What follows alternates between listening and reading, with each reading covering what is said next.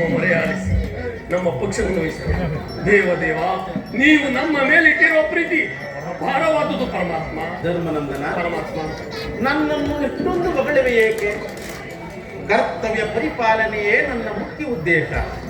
ಅದಿರಲಿ, ಈಗ ನಿಮಗೆ ನ್ಯಾಯವಾಗಿ ಬರಬೇಕಾದ ಅರ್ಧ ರಾಜ್ಯದ ವಿಚಾರದಲ್ಲಿ ನೀನು ಯಾವ ನಿರ್ಧಾರವನ್ನು ಕೈಗೊಂಡಿರುವೆ? ಹಸ್ತಿರವಾದ ರಾಜದಾಸೆಗಾಗಿ ಸಕಲ ಬಂಧು ಬಾಂಧವರನ್ನು ಕಳೆದುಕೊಳ್ಳುವುದರಿಂದ ಪ್ರಯೋಜನವೇ ದೇವ. ಅಂದರೆ ಉಭಯರು ಶಾಂತಿಯಿಂದ ಬಾಳುವುದು ಒಳ್ಳೆಯದಲ್ಲೇ ಅಂದರೆ ನಿನ್ನ ಮಾತಿನ ಅರ್ಥ ಪರಮಾತ್ಮ.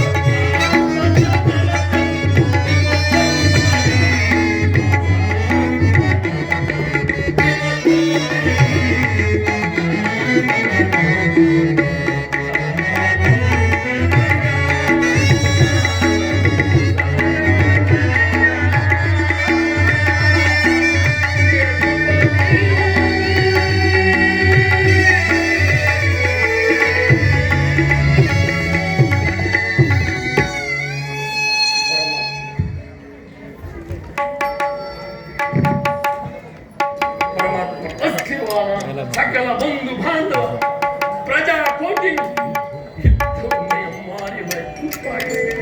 ಕಲಿಸಿದ್ಯಾದ ಭೂಮಾತೆಯ ಸಿರದಲ್ಲಿ ಎಪ್ಪುಗಟ್ಟಿದ ರಕ್ತದ ಕಣಗಳನ್ನು ಯಾವ ಜಲದಿಂದ ತೊಳೆದು ಪವಿತ್ರಗೊಳಿಸಿದೆ. ಏಳು ಮುಕುಂದ ಏಳು ಮುಹಿಂಗೀಗಲಿ ಆ ದುರ್ಯೋಧನ ಬಳಿಗೆ ಹೋಗಿ ಮತ್ತೊಂದು ಸಾರಿ ಶಾಂತಿ ಸಂಧಾನಕ್ಕೆ ಪ್ರಯತ್ನಿಸು ಮುಕುಂದ, ಪ್ರಯತ್ನಿಸು ಮುಕುಂದ. ಸತ್ಪುರುಷರ ಹೃದಯ ಮಂದಿರ ದುಷ್ಟರ ದುರಾಚಾರಗಳಿಂದ ಅಪವಿತ್ರವಾಗಬಾರದೆಂಬ ಪವಿತ್ರವಾದ ಬೋಧನೆ ಇದೆ.